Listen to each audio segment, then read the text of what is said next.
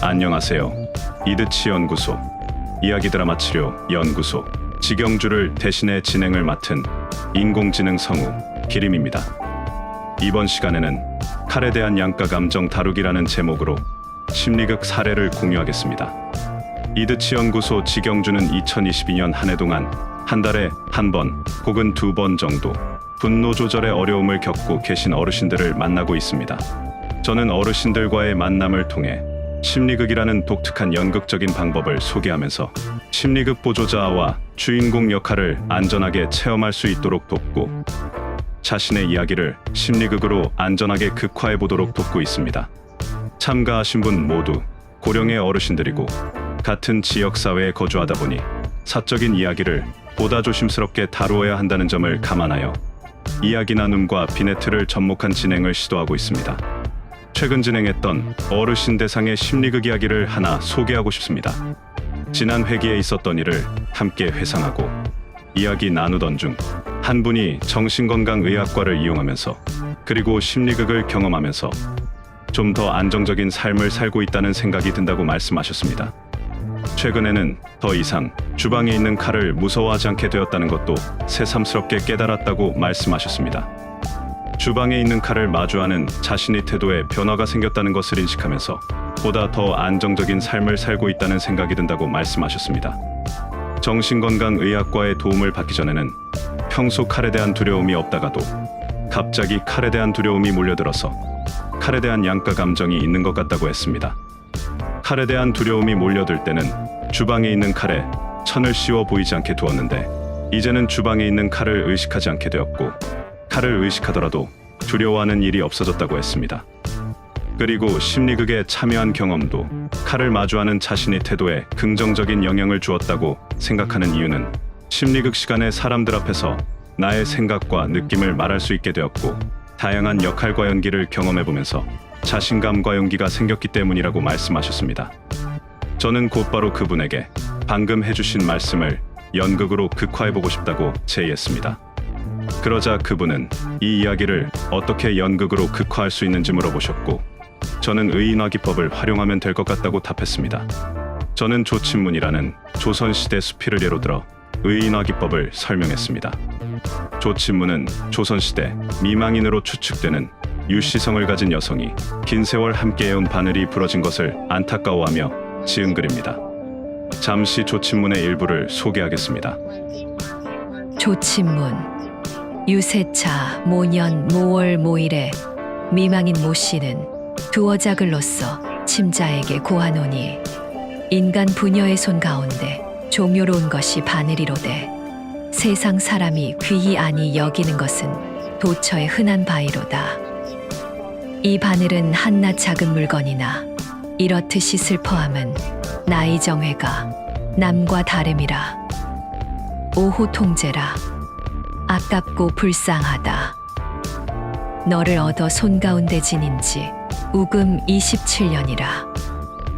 어이 인정이 그렇지 아니하리요. 슬프다.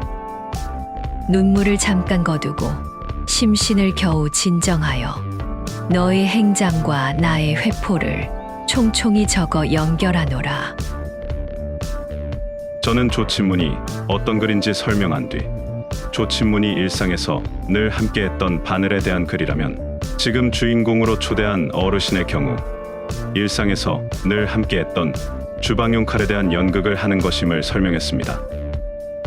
그래서 저는 대역 배우 두 분을 초대하여 각자 주인공과 칼 역할을 맡아 대화하는 장면을 만들어 볼 수 있을 것 같다고 설명했습니다. 그분은 어떻게 자신의 이야기가 연극으로 극화될 수 있는지 궁금하다고 말씀하셨고 흔쾌히 주인공이 되겠다고 허락하셨습니다. 저는 주인공에게 어떻게 극화 작업을 하기 원하시는지 여쭈어 보았고 주인공이 감수를 받아가면서 심리극 장면을 설정했고 주인공과 칼의 대사를 설정했습니다. 첫 번째 장면은 평소 주인공이 칼을 어떻게 대하는지 다루어 보았습니다. 칼 역할을 맡은 보조자가 담요를 뒤집어 쓴 채로 무대 한쪽에 놓은 의자에 앉아있고 주인공 대역은 외출했다 귀가한 뒤 칼이 있는 주방을 보면서 불안한 감정을 독백으로 표현하고 조심스럽게 지나갑니다. 저는 주인공에게 대역 배우들의 연극을 보고 어떤 생각이 들었는지 물어보았습니다. 주인공은 자신이 경험한 것과 비슷하다고 답했습니다. 저는 주인공에게 이번에는 주인공 대역이 주인공에 보다 가깝게 연기할 수 있도록 방금 주인공 대역이 연기했던 귀가 장면을 직접 재현해달라고 요청했습니다. 주인공은 직접 자신의 역할을 맡아 연기하면서 칼을 무서워하는 모습을 실제와 비슷하게 시범 보였고, 주인공 대역은 주인공의 시범 덕분에 주인공 모습에 보다 가깝게 연기하는 모습을 보여주었습니다. 첫 번째 장면은 총 3번에 걸쳐서 같은 장면을 반복해 보았습니다. 두 번째 장면은 주인공과 칼이 대화하는 장면을 다루어 보았습니다. 이번 장면부터는 주인공이 직접 자신의 역할을 맡도록 진행했습니다. 칼이 먼저 거실에 있는 주인공에게 말을 걸면서 대화를 시작하도록 진행했고, 중간에 역할 바꾸기를 시도하여 주인공이 칼 역할을 직접 수행할 수 있는 기회를 만들어 보았습니다. 이때 저는 역할 바꾸기를 하기 전에 주인공이 칼 역할을 수행할 수 있을지, 그리고 칼 역할을 맡을 때 담요를 뒤집어 써도 괜찮을지 주인공에게 물어보았고, 주인공은 괜찮다고 답했습니다. 그래서 주인공은 칼 역할을 맡아서 요리할 때 외에는 늘 천을 뒤집어 씌워서 답답하긴 하지만 이렇게 해서 주인공의 마음이 편안해질 수 있고 주인공과 함께 할 수 있다면 자신은 괜찮다고 했습니다. 다시 역할을 바꿔서 주인공은 칼에게 이해해줘 고맙다고 답했습니다. 역할 바꾸기 기법을 적절하게 활용하여 주인공은 자신과 칼 역할을 경험하면서 서로 대화하는 장면을 진행할 수 있었습니다.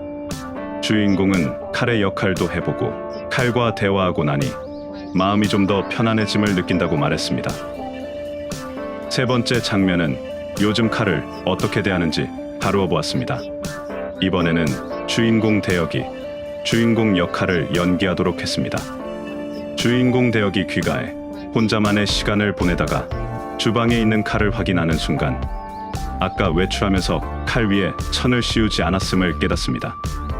칼은 주인공에게 온종일 천을 뒤집어 쓰지 않아서 좋았다고 말했습니다. 저는 주인공에게 이 연극을 보면서 어떤 생각이 드는지 물어보았고, 주인공은 요즘 자신이 이렇게 살고 있음을 재확인해 보면서 홀가분한 느낌이 든다고 말했습니다. 주인공은 어떻게 칼하고 대화가 가능한지 궁금했는데 직접 해보니 이런 경험도 할 수 있구나 라는 생각이 들었다고 소감을 말했습니다. 저는 주인공이 적극적으로 자신의 이야기를 공유해 주셨고, 진행자의 요청에 잘 응해 주셨고, 배우들과 원활하게 소통하면서 연기해 주신 덕분인 것 같다고 답했습니다. 이번 심리극의 주인공은 꾸준히 정신건강의학과를 방문해 치료를 받고 계셨고, 주치의에게 심리극이 많은 도움이 되고 있다고 설명하셨고, 심리극이 많은 도움 될 거라는 말을 주치의에게 들었다고 저에게 말씀해 주셨습니다. 주인공의 정신건강 증진에 심리극이 도움되어 기쁩니다. 심리극을 통한 어르신들과의 만남이 어느새 반환점을 돌았고 서서히 마무리를 향해 가고 있습니다. 남은 회기 동안 어르신들이 안전하게 자신의 이야기를 극화해보시고 심리극 안에서 다양한 조연 배우 역할도 경험해보시면서 멋진 관객이 되어 주인공에게 공감과 지지와 격려를 전달할 수 있는 기회를 계속 만들어보고 싶습니다. 이 시간을 빌어 이번 심리극에 함께 해주시고 장기간 진행된 심리극에 보조자로 꾸준히 함께 해주신 맹운영 선생님, 오재혁 선생님 감사합니다. 질문이나 의견 있으시면 댓글이나 이메일 부탁드립니다. 저는 정신건강 전문요원으로서 자극적이지 않고 싱거운 심리극, 느리고 느린 심리극, 때론 기다림이 필요한 심리극, 다양한 역할 확대 기회가 있는 심리극, 특정 도구에 의지하지 않는 심리극, 특정 기법을 남용하지 않는 심리극, 두통을 주의하는 심리극, 주인공의 스토리 주도권을 보장하는 심리극, 주인공을 이용하지 않는 심리극, 기본에 충실한 심리극, 주인공을 위한 심리극, 함께 만드는 심리극, 안전하고 마음 편한 심리극 진행을 위해 노력 중인 이야기 드라마 치료 연구소 이드치 연구소 지경주입니다. 끝까지 시청해 주셔서 감사합니다.